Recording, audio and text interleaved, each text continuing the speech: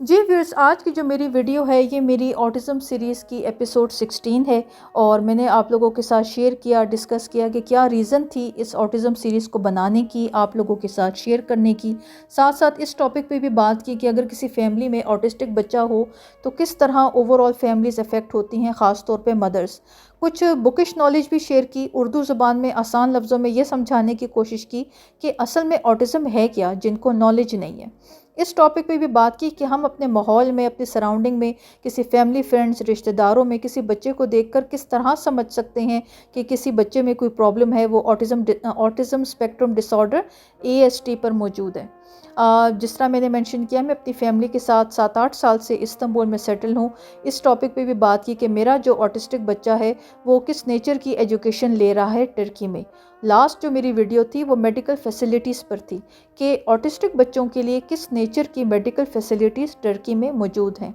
आज की वीडियो में व्यूअर्स, मैं आप लोगों के साथ बात करूंगी डाइट पर। ऑटिस्टिक बच्चों के लिए डाइट क्यों इम्पॉर्टेंट है, क्या रोल रखती है और डाइट में क्या क्या चेंजेस करने की ज़रूरत है, मैं आज इस टॉपिक पे बात करूंगी। मेरी वीडियो एंड तक कंप्लीट देखिएगा।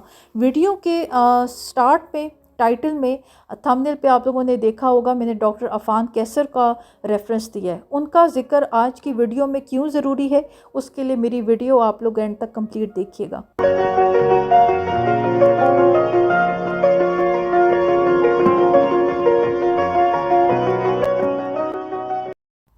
बिस्मिल्लाहिर्रहमानिर्रहीम। तुर्की से अस्सलाम वालेकुम। मेरा नाम है Maliha Arif. Welcome to my YouTube channel. मेरी ऑटिज़म सीरीज़ है वो उस पॉइंट पर मौजूद है जहाँ पे मैंने आप लोगों के साथ वो पॉइंट शेयर करना है जहाँ से मेरे बेटे में बेहतरी आनी शुरू हुई।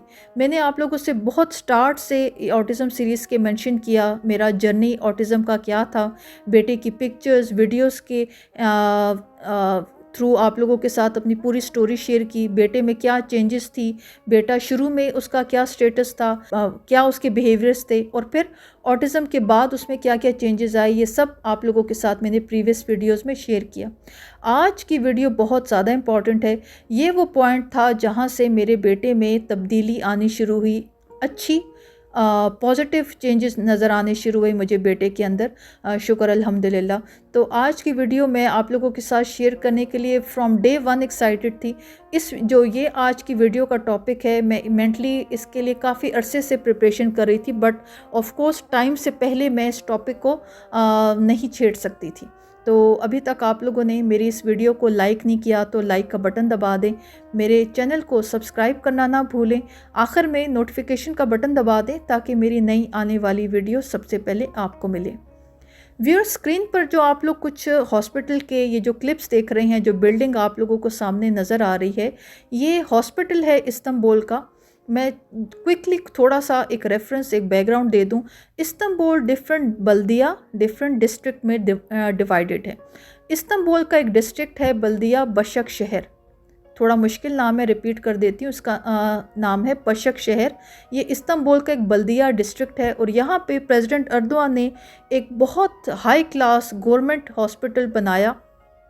और ये जो आप लोग स्क्रीन पर अब जो बिल्डिंग देख रहे हैं ये है हॉस्पिटल। इसका नाम है बशक शहर जाम वे शकूरा।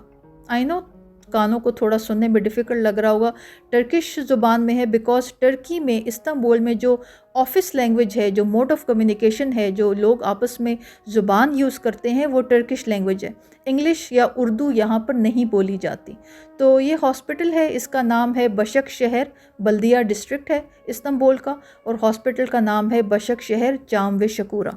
व्यूअर्स, मैं अपनी इस ऑटिज़म सीरीज़ जब मैंने स्टार्ट की तो और काफ़ी मदर से मेरा इंटरेक्शन हुआ, रब्ता हुआ। जब आइडिया हुआ कि मैं अकेली नहीं, काफ़ी मदर्स हैं ऐसी जो हर एक टॉपिक ऑटिज़म से रिलेटेड सीखने की कोशिश में हैं किसी तरह से कि अपने बच्चे को हम क्योर कर दें, उनका इलाज कर सकें। राइट नाउ इस्तांबुल में 7-8 साल गुजारने के बाद जो मेरा गवर्नमेंट हॉस्पिटल में बेटे का चेकअप ट्रीटमेंट रहा, जो मेरे टर्किश फ्रेंड्स हैं, जो भी इस टॉपिक पे मेरी जो नॉलेज है, जो मेरा होमवर्क है, राइट नाउ इस टाइम जो गवर्नमेंट हॉस्पिटल्स हैं इस्तांबुल के और जो यूनिवर्सिटीज़ की कोलैबोरेशन पे जितनी भी ऑटिज़म पे रिसर्च हुई है, डॉक्टर्स का बिलीफ है कि हम ऑटिज़म को डाइट के थ्रू क्योर कर सकते हैं। यहाँ पर मैं स्क्रीन पर आप लोगों के साथ एक डॉक्टर हैं हसन उनाल, मैं इनकी पिक्चर शेयर कर रही हूँ। बेसिकली जो ये हॉस्पिटल है बशक शहर जाम शकूरा, इसका एक डिपार्टमेंट है मेटाबॉलिज्म डिपार्टमेंट, और फर्दर उसकी एक और ब्रांच है ऑटिज़म एंड न्यूट्रिशन। मैं इस नाम पर बहुत एम्फेसिस और बहुत ज़ोर देना चाहती हूँ, इस नाम पर गौर करें। प्रेसिडेंट अर्दोआन ने जो ये हॉस्पिटल बनाया और यहाँ पे जो ऑटिज़म के लिए जो ये क्लिनिक बना, इसका नाम खाली ऑटिज़म भी हो सकता था, इसका नाम रखा गया ऑटिज़म एंड न्यूट्रिशन। डॉक्टर्स का यहाँ पे बेसिकली हसन उनाल का बहुत कंट्रीब्यूशन और रोल है।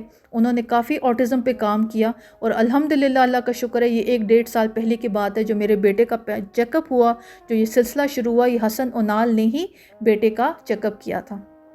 तो ओवरऑल जो एक स्टडी है, जो रिसर्च है, जो डॉक्टर्स का मानना है, वो ये है कि हम ऑटिज़म को डाइट के थ्रू क्योर कर सकते हैं, ऑटिज़म को बेहतर कर सकते हैं। तो यहाँ पर मैं आप लोगों के साथ हसन उनाल की पिक्चर शेयर कर रही हूँ। साथ साथ मैं इस हॉस्पिटल का जो क्लिनिक है ऑटिज़म एंड न्यूट्रिशन में, उसके भी ग्लिम्स शेयर कर रही हूँ, पिक्चर्स शेयर कर रही हूँ। यहाँ पर मैं गूगल ट्रांसलेटर की हेल्प लूँगी, बिकॉज जो साइन बोर्ड है, जो क्लिनिक का नाम है, वो टर्किश लैंग्वेज में लिखा है। पर मेरी जो ऑडियंस है, जो उर्दू और इंग्लिश समझने वाली है, मैं आप लोगों के साथ लिए, आप लोगों की आसानी के लिए मैंने गूगल ट्रांसलेटर से हेल्प लेकर इसको ट्रांसलेट करके दिखा रही हूँ। इस हॉस्पिटल के बशक शहर जाम व शकूरा, ये जो क्लिनिक है, इसका जो डिपार्टमेंट है, इसका नाम है ऑटिज़म एंड न्यूट्रिशन। अब मैं क्विकली थोड़ा सा एक बैकग्राउंड हिस्ट्री दे दूं। ये 1-1.5 साल पहले की बात है। मैं डॉक्टर्स के पास गई और मैंने कहा कि मेरा बेटा थेरेपीज़ ले रहा है, लैंग्वेज स्पोकन थेरेपीज़ हैं, ओवरऑल हर तरह का ट्रीटमेंट ले रहा है, मेडिसिन भी ले रहा है जो आपने सजेस्ट की, बट बेटे में कोई इम्प्रूवमेंट मुझे नज़र नहीं आ रही, बल्कि बच्चे की वर्ड्स की प्रोनाउंसिएशन और ज़्यादा बिगड़ती जा रही है। जो वो कुछ वर्ड्स क्लियरली बोलता भी था, वो और ज़्यादा उसका तलफ़्फ़ुज़, प्रोनाउंसिएशन डिस्टर्ब हो चुकी है। तो सबसे पहले तो डॉक्टर्स ने डिमांड की कि एमआर और ईईजी का बेटे का टेस्ट होगा। मैं प्रीवियस वीडियो में मेंशन कर चुकी हूँ। अल्हम्दुलिल्लाह अल्लाह का शुक्र है, वो टेस्ट के रिज़ल्ट नॉर्मल थे। साथ ही साथ ये जो हसन उनाल का जो मेटाबॉलिज्म डिपार्टमेंट था बशक शहर जाम व शकूरा में, यहाँ पे बेटे का ब्लड टेस्ट और यूरिन टेस्ट हुआ। 12 आवर फास्टिंग पे ब्लड टेस्ट था और यूरिन टेस्ट। इसके जो रिज़ल्ट आए वो ये थे कि बेटे का जो गट है, उर्दू ज़ुबान में जो मैदा या पेट है, जो टमी है, उस बेटे का बेटे अम्माद का गट हेल्दी नहीं है। इसमें कोई फूड आइटम, कोई खुराक, कोई खाने का जो एक आइटम है, जो खुराक खाने की कोई चीज़ है, वो कोई इन्फ्लेमेशन, सोजिश और इन्फेक्शन क्रिएट कर रही है, पैदा कर रही है, जिसकी वजह से मेरे बेटे का गट हेल्दी नहीं है। और डॉक्टर्स का मानना है, डॉक्टर्स का कहना है कि जब अगर बच्चे का, ऑटिस्टिक बच्चे का गट हेल्दी नहीं होगा तो ब्रेन प्रॉपर फंक्शन नहीं करेगा, ब्रेन प्रॉपर वर्क नहीं करेगा, जिसकी वजह से मेरे बेटे की और ज़्यादा जो सिचुएशन थी वर्स होती जा रही थी। तो इस मेटाबॉलिज्म डिपार्टमेंट ने जो हसन उनाल के अंडर है, और सबसे पहले तो जो ये टेस्ट हुए, उसके बाद डॉक्टर्स ने मुझे एक बुकलेट दी। मैं आप लोगों के साथ वो बुकलेट भी स्क्रीन पर शेयर करूँगी। वो बुकलेट दी जहाँ पे मुझे गाइड किया गया कि मैं अपने बेटे को क्या डाइट दूँगी और क्या डाइट नहीं दूँगी। प्रॉपर बहुत डिटेल से एक बुक थी। एक और बुक थी, वो बेटे ने मिसप्लेस कर दी है, जहाँ पे मुझे डॉक्टर्स ने वीकली डे वाइज गाइड किया हुआ था कि दोपहर का खाना क्या होना चाहिए, रात का खाना, नाश्ता क्या होना चाहिए। वो एग्ज़ाम्पल थी। मैं दिनों को या वीक्स के जो मील प्लानिंग है उसको आगे पीछे कर सकती हूँ, बट हॉस्पिटल ने बेसिकली मुझे गाइड किया कि बच्चा दिन रात क्या खुराक लेगा, वो क्या खाना खाएगा और क्या नहीं खाएगा। तो ये बुकलेट भी मैं आप लोगों के साथ स्क्रीन पर शेयर करना चाहूँगी और फिर वीडियो को आगे लेकर चलते हैं। ये बुकलेट दी गई, एक साइड पे मैं इसका टर्किश लैंग्वेज का वर्जन दिखा रही हूँ और दूसरी साइड पे गूगल की हेल्प से जो मैंने इसको ट्रांसलेट किया है, मैं वो पेज आप लोगों के साथ शेयर कर रही हूँ। सबसे पहले तो आप लोग ऊपर स्क्रीन पर देख सकते हैं, ये हॉस्पिटल है, गवर्नमेंट हॉस्पिटल है इस्तांबुल का, और इसका नाम है बशक शहर जाम व शकूरा। और ये ऑटिज़म एंड न्यूट्रिशन डिपार्टमेंट है। तो ये तो एक इसका फर्स्ट पेज है, मैं इसका फर्स्ट पैराग्राफ ही जल्दी से आप लोगों के लिए पढ़ दूंगी। There are different nutrition policies in many centres regarding the nutrition of children with autism. In our clinic we have been following many diagnosed children for 5 years and we want our patients to apply the revised nutrition program over time. This nutrition program has been stated in the controls that the majority of the children we follow benefit from special education. So ये एक proper एक booklet मुझे दी गई। मैंने जिस तरह का एक मुझसे किताब मिसप्लेस हो गई है, जो प्रॉपर मील प्लान्स बने हुए थे वीक के अंदर, हर दिन का सुबह दोपहर शाम बच्चा क्या खाना लेगा, मुझे इस हद तक हॉस्पिटल ने गाइड किया। इसके नेक्स्ट पेज पे चलते हैं। जी व्यूअर्स, इस बुक का पहला पेज है ब्रेड का मेंशन किया हुआ, जिसको हम रोटी बोलते हैं। वहाँ पे मुझे गाइड किया गया था कि मुझे अपने बेटे को या तो राई फ्लावर या होल व्हीट, जो बिल्कुल खालिस ब्राउन आटा है, मुझे वो देना है। यहाँ पे अक्सर बात होती है डिफरेंट जगहों पर कि बच्चों को ग्लूटेन फ्री करना है। मुझे यहाँ पर डॉक्टर्स ने ये नहीं कहा कि मुझे बेटे को ग्लूटेन फ्री आटा देना है। ग्लूटेन फ्री आटा अगर आप लोगों ने कभी मार्केट में लिया हो तो बिल्कुल कॉर्न स्टार्च की तरह होता है, बहुत डिफ़िकल्ट है उसको मैनेज करना। बट एनीवेज डॉक्टर्स ने मुझे कहा कि मुझे बिल्कुल खालिस ब्राउन आटा लेना है। मैंने डॉक्टर से कहा कि होल व्हीट फ्लावर की ब्रेड और आटा मुझे मार्केट में अवेलेबल है, पर डॉक्टर्स ने कहा कि उसमें भी मिलावट मैदे की होती है। मुझे वेबसाइट के कुछ लिंक्स दिए गए जहां से मुझे आटा या ब्रेड परचेज़ करनी है।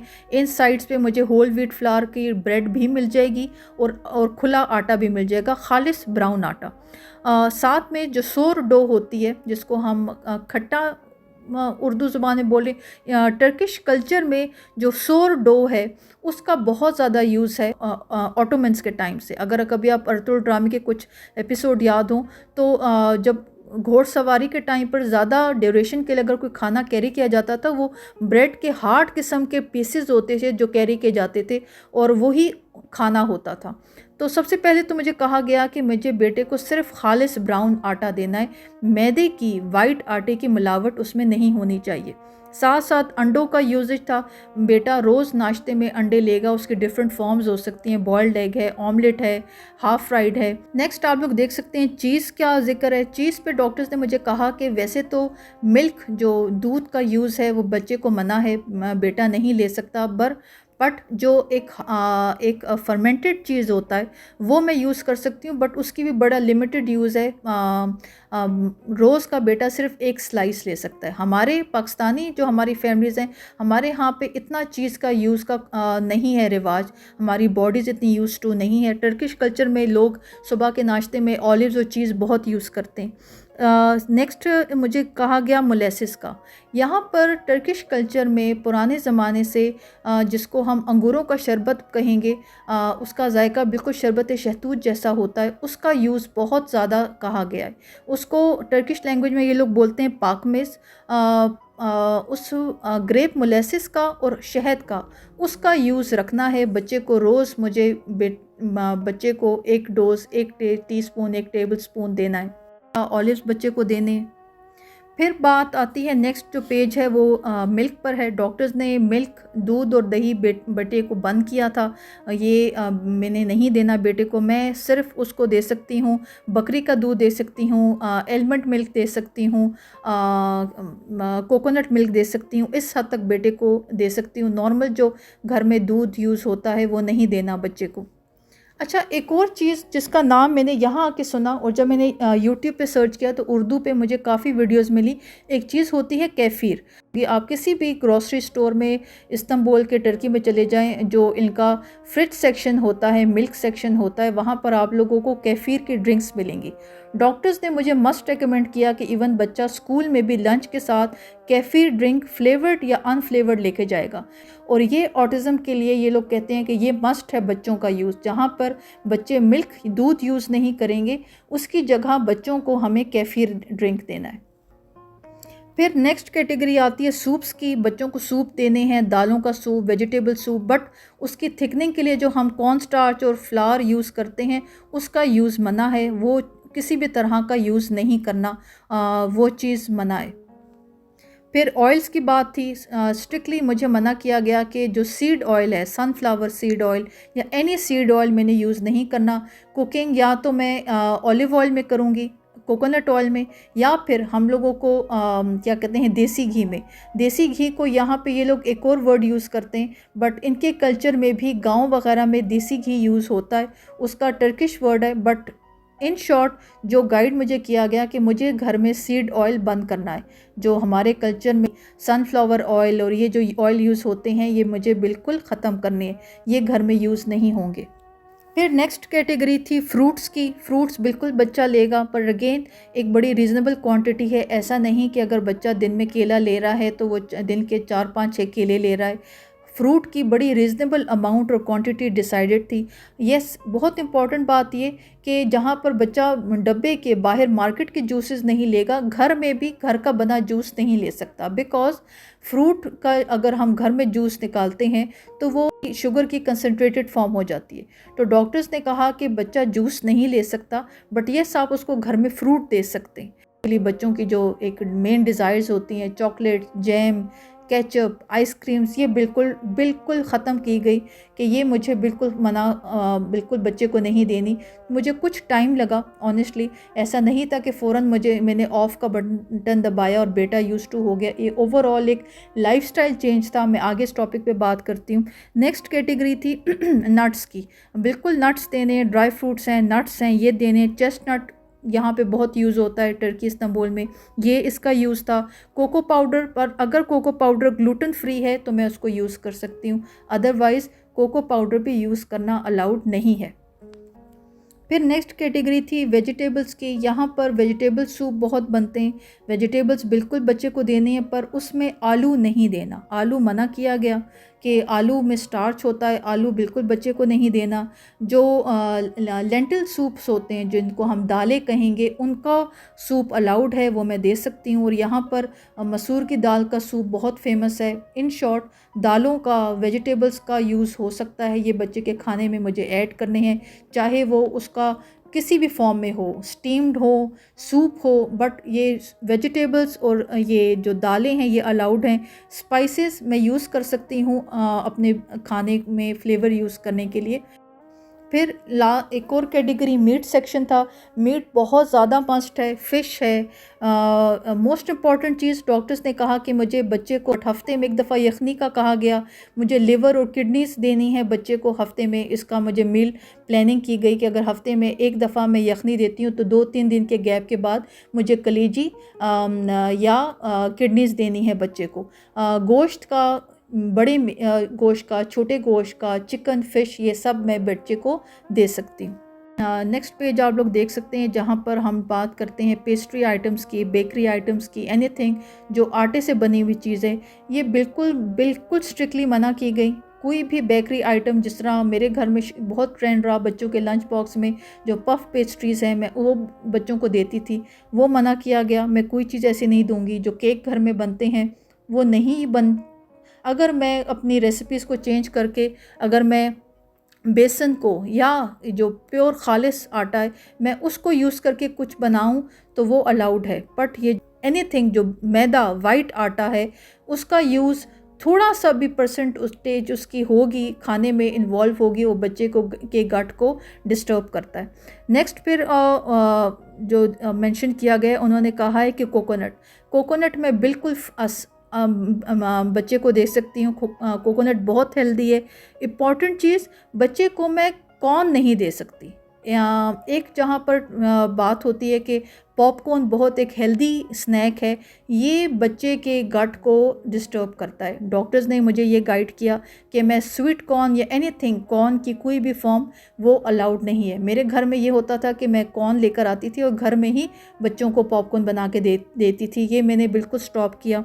लास्ट में उन्होंने गाइड किया कि अगर बच्चा अपने या कहते हैं एंटीबायोटिक्स लेता है, बीमार हो जाता है, डिस्टर्ब हो जाता है, उस सिचुएशन पे उसके बाद बच्चों को प्रोबायोटिक्स लेनी है। जी व्यूअर्स, अब वीडियो के लास्ट टॉपिक पर आ जाते हैं। ये हॉस्पिटल था, मैंने आप लोगों के साथ शेयर करना था। इस्तांबुल का हॉस्पिटल है, बशक शहर, चाम शकूरा, और यहाँ का जो डिपार्टमेंट है ऑटिज़म एंड न्यूट्रिशन डिपार्टमेंट, इन्होंने मुझे गाइड किया कि मुझे बेटे के डाइट में ये चेंजेस करनी है। और यकीन करें, शुक्र अल्हम्दुलिल्लाह, अब इस बात को 1 डेढ़ साल हो चुके हैं। बेटे का थोड़ा एक लैंग्वेज स्पीच का प्रॉब्लम है, बट बेटे का हाइपर हो जाना, रेस्टलेस हो जाना, हॉस्पिटल के, स्कूल के वेटिंग एरियाज़ में जंप करना, पब्लिक ट्रांसपोर्ट्स में डिस्टर्ब हो जाना, भागना सड़कों पर, रोड्स पे, फुटपाथ पे, वो सब कुछ कंट्रोल हुआ इस डाइट के थ्रू। अब आखिर में मैं मेंशन करती चलूँ कि वीडियो के स्टार्ट में, टाइटल पे, थंबनेल पे मैंने डॉक्टर अफान कैसर का रेफरेंस देना क्यों ज़रूरी समझा। मुझसे प्राइवेटली जब से मैंने ऑटिज़म सीरीज़ स्टार्ट की है, मुझसे मदर्स पूछती हैं, साथ साथ आप लोगों के साथ मैं जो डॉक्टर अफान हैं उनकी कुछ वीडियोस के जो थंबनेल हैं वो शेयर कर रही हूँ, जो उन्होंने ऑटिज़म पर, वर्चुअल ऑटिज़म पर, गट और ब्रेन हेल्थ पर जो वीडियोस बनाई, जिन टॉपिक्स पे बात की। रिसेंटली उन्होंने स्पीच डिले के टॉपिक पे वीडियो बनाई, मैं उन वीडियो के थंबनेल्स आप लोगों के साथ शेयर कर रही हूँ। तो मैं बात कर रही थी कि जब से मैंने ऑटिज़म सीरीज़ स्टार्ट की है, मुझे मदर्स कांटेक्ट करती हैं कि प्लीज़ हमें गाइड करें कि हम अपने बच्चे को किस तरह ऑटिज़म से निकाल सकते हैं। क्या ये सारी ज़िंदगी की बीमारी है? क्या हमारा बच्चा कभी ठीक नहीं होगा? मैं क्विकली अपनी बात को, वीडियो को यहाँ पे इस पॉइंट पर एंड करूँगी। साथ साथ स्क्रीन पर मैं आप लोगों के साथ डॉक्टर अफान कैसर की वीडियो के वो सारे थंबनेल्स शेयर कर रही हूँ जो आप लोगों को गाइड कर सकते हैं। मुझे टर्की में, इस्तांबुल में बैठकर इस हॉस्पिटल के ऑटिज़म एंड न्यूट्रिशन डिपार्टमेंट ने गाइड किया कि मुझे अपने बेटे को किस तरह ऑटिज़म से रिकवर करना है। यहाँ पर आप लोग, मैं डॉक्टर अफान कैसर को पहले नहीं जानती थी, उनकी वीडियोस पहले मैंने नहीं देखी थी। ऑनेस्टली स्पीकिंग, ये पिछले कुछ 7-8 महीने की बात है, मैंने उनकी वीडियोस को फॉलो करना शुरू किया। इन हेल्थ और टॉपिक्स पे और भी काफ़ी यूट्यूबर्स काम कर रहे हैं। मैंने डॉक्टर अफान कैसर का ही क्यों रेफरेंस देना मुनासिब समझा, मे भी शायद मैं बाइस्ड हो रही थी, बिकॉज ओवरऑल जब मैं इनकी बाकी वीडियोज़ भी देखती हूँ, चाहे वो सोशल इश्यूज़ हैं, रिसेंटली जो सोशल मीडिया का जो रोल पे ये वीडियोज़ बना रहे हैं, मैं 100% 200% उनसे एग्री करती हूँ। तो हो सकता है मैं बाइस्ड हो रही हूँ। डॉक्टर अफान कैसर का मैंने रेफरेंस क्यों दिया आज की वीडियो में, मेरे लिए इसका जिक्र क्यों ज़रूरी था। आप लोगों को डॉक्टर अफान कैसर की एक वीडियो ज़रूर याद होगी जिससे वो बहुत ज़्यादा डिस्कस हुए और लोगों को पता भी चला। उनकी एक वीडियो थी जो उन्होंने समोसे पे की थी कि ये जो समोसे हैं या एनी जो हम फ्राइड आइटम्स खाते हैं, ये कितने अनहेल्दी हैं हमारे लिए। ये जो फ्राइड आइटम्स हैं, जो मैंने अभी कुछ देर पहले अपनी हॉस्पिटल की जो डॉक्टर्स ने डाइट बेटे के लिए बताई, उस पर बात की। डॉक्टर्स ने अदर देन इस बुक के, जो मैंने कुछ देर पहले इसके स्क्रीनशॉट शेयर किए, स्ट्रिक्टली इस बात पर बात हुई कि मैंने बेटे को कोई भी फ्राइड आइटम नहीं देना, चाहे वो किसी भी ऑयल में बना हो, कम फ्राई हो, जो भी हो। ये इतना अनहेल्दी है बच्चों के लिए, कोई भी नॉर्मल बच्चा, कोई भी नॉर्मल इंसान। और यहाँ पे फिर हम ऑटिस्टिक बच्चों की बात कर रहे हैं जिनका ब्रेन उनके गट से कनेक्टेड, किसी का भी। मैं इस साइंस को, इस मैकेनिज़्म को समझने की ज़रूरत है कि अगर हम अपने आप को हेल्दी चाहते हैं, अगर हम अपने ब्रेन को हेल्दी चाहते हैं, तो हमें अपने गट को हेल्दी रखना होगा, हमें अच्छा साफ़ सुथरा हेल्दी खाना खाना होगा। ऑटिस्टिक बच्चों के जहाँ बेशुमार प्रॉब्लम्स हैं, specially main language speech problem है, उनका रेस्टलेसनेस, उनकी बाकी प्रॉब्लम्स हैं। अगर बच्चे हेल्दी खाना नहीं खाएंगे, और ये फ्राइड आइटम्स तो बहुत ही ख़तरनाक है। तो यहाँ पर मैं माओं को कहना चाहूँगी, जहाँ पर इतनी तनकीद हुई कि क्या अब हम समोसे खाना छोड़ दें, या उन माओं का जो ससुराल में रहती है, जॉइंट फैमिली सिस्टम में, या नहीं रहती, और एक बहुत ज़्यादा एक खाने का शौक़ रखा जाता है। तो इस बात को हम लोगों को, पेरेंट्स को, मदर्स को अपनी प्रायोरिटी सेट करनी पड़ेगी कि अगर हमें पता चल गया है कि हमारे फैमिली में, हमारे घर में एक ऑटिस्टिक बच्चा है और ऑटिज़म स्पेक्ट्रम डिसऑर्डर पे वो डायग्नोस हो चुका है, तो हमें उसका ख्याल करना है, या अपने कुछ सेकंड का जो ज़ुबान पे जायका है, हमें उसको देखना है। तो ये एक मैसेज था, मैं बहुत ज़्यादा इस पे ज़ोर देना चाहती थी। बेशुमार ऐसे डॉक्टर्स भी हैं, यूट्यूबर्स हैं, जो हेल्दी डाइट पर बात करते हैं, पर जो डॉक्टर अफान कैसर की स्कूल ऑफ थॉट है, मैं उसको ज़्यादा इनकरेज करती हूँ, सपोर्ट करती हूँ। बिकॉज़ ये जहाँ मैं ऑटिज़म की बात कर रही हूँ, ये ऑटिज़म सीरीज़ चल रही है, मेरी एपिसोड है इसकी। हम अपने बच्चों को, ऑटिज़म को बिल्कुल ख़त्म कर सकते हैं। मैंने अपनी फैमिली में, अपनी सराउंडिंग में सक्सेस स्टोरीज़ बिल्कुल देखी। आप बच्चों को देखकर नहीं अंदाज़ा लगा सकते कि ये बच्चा अपने चाइल्डहुड में ऑटिज़म डायग्नोज था। सिर्फ डाइट से, लाइफ़स्टाइल चेंज से और प्रॉपर टाइम तवज्जो देने से, मोस्ट इम्पॉर्टेंटली प्यार देने से हम अपने बच्चों को सही कर सकते। खुदा न खास्ता ऐसा नहीं है कि ऑटिज़म सारी ज़िंदगी की बीमारी है और हमारे बच्चे कभी सही नहीं हो सकते। तो ये मैसेज था आज की वीडियो में कि हम अच्छी डाइट से, हेल्दी डाइट से हम अपने बच्चों को सही कर सकते हैं। मैं ऑटिस्टिक बच्चों की बात कर रही हूँ। मेरे पास लफ्ज़ नहीं है कि हम माएँ अपने बच्चों की हाथों इतने मजबूर हैं कि हम अपनी आँखों से देख रहे हैं कि हमारा बच्चा ऑटिज़म डायग्नोस हो चुका है, वो डिस्टर्ब है और हर गुज़रते दिन के साथ डिस्टर्ब हो रहा है। मैं इस टॉपिक पर बहुत ज़ोर देना चाहती हूँ। अक्सर मदर्स मुझे, जब मैं उनसे कहती हूँ बच्चे की डाइट चेंज करें, तो मुझे कहा जाता है कि हम इन लॉज़ में रहते हैं, हमारे इन लॉज़ के होते हुए के साथ रहते हुए ये पॉसिबल नहीं है। हमारे इन लॉज़ हमारे पीछे हमारे बच्चों को स्वीट्स, चॉकलेट्स, मिठाइयाँ दे देते हैं, तो हम बताएं कि हम क्या करें। ये वीडियो डॉक्टर अफ़ान कैसर की वीडियोस आप अपने इन लॉज़ को, अपनी फैमिली को दिखाएं कि ये बच्चों के साथ ज़्यादती के अलावा कुछ भी नहीं है। आप लोग, जो मेरी ऑडियंस पाकिस्तान में मौजूद है, जो उर्दू स्पीकिंग ऑडियंस है, आप लोगों के लिए ये कहना चाहूँगी कि आप लोग ये सोचें कि काश हम भी टर्की में होते तो क्या हमारा बच्चा भी रिकवर करता या उसको प्रॉपर गाइडेंस मिलती। आप लोगों के पास डॉक्टर अफ़ान कैसर की वीडियोस मौजूद हैं। इन सारे उनके चैनल पर जाकर ये सारे टॉपिक के जो वीडियोस हैं, इनके थंबनेल मैं आप लोगों के साथ 1 बाय 1 स्क्रीन पर शेयर कर रही हूँ। इन्होंने बहुत डिटेल से हेल्थ रिलेटेड सारे टॉपिक्स पे वीडियोस बनाई हुई हैं। ऑलिव ऑयल का यूज़, खाना, ब्रेकफास्ट किस तरह हेल्दी हो सकता है, ईच एंड एवरी टॉपिक इन्होंने प्रॉपर एड्रेस करके बात की है एंड ऑनेस्टली बड़ी मुख्तसर करके बात को सम अप किया है ताकि ऑडियंस बोर भी ना हो और उनको एक मैसेज चला जाए। तो जब मुझे मदर्स कांटेक्ट करती हैं कि हम अपने बच्चों के लिए क्या करें कि हमारे बच्चे सही हो जाएं, तो आपको अपने ज़िंदगी का, अपनी फैमिली का लाइफस्टाइल चेंज करना पड़ेगा। ये मैंने पहले भी स्टार्ट में अपनी ऑटिज़म की और इस एपिसोड्स के स्टार्ट में भी बात की थी और आज फिर रिपीट कर रही हूँ कि ऑटिज़म खुदा न खास्ता ऐसा कुछ नहीं है कि ये कोई मोज़ी बीमारी है। पिछले 20-30 साल पहले ऑटिज़म का नाम और ज़िक्र भी नहीं था। अब क्यों है और हर गुज़रते दिन के साथ ऑटिज़म के केसेस बढ़ते जा रहे हैं, बिकॉज़ ये लाइफस्टाइल चेंज है। हम माएँ अपने बच्चों को बिज़ी होती हैं तो हम मोबाइल टैबलेट पकड़ा देती हैं। हम बच्चों के माँ बाप हम नहीं हैं, बल्कि उनका टीवी और रिमोट उनके माँ बाप हैं। बच्चों को एक टाइम पर जहाँ माएँ सुबह उठकर पराठा या ख़ुद कोशिश करके कोई नाश्ता बनाती थी, अब तो K&Ns के कोफ्ता कबाब निकाले, उसको इवन अब तो चूल्हा भी ऑन करने की ज़रूरत नहीं पड़ती, एयर फ्रायर में डाले और जी बच्चे का नाश्ता रेडी है। फिर एक और कैटेगरी है नाश्ते की, जी बच्चे को भूख लग रही है तो उसको चॉकलेट स्प्रेड, न्यूटेला लगा दिया ब्रेड पर, वो भी वाइट ब्रेड पर, और बच्चे का नाश्ता कंप्लीट हो गया। तो आप लोग ख़ुद इस बात को अंडरस्टैंड करें कि हम अपने बच्चों के साथ ज़्यादती ख़ुद कर रहे हैं। ऐसा नहीं है कि खुदा न खास्ता आप लोग किसी अनप्रिविलेज या किसी ऐसे माशरे या जगह पर मौजूद हैं जहाँ पर बच्चे का इलाज नहीं हो सकता।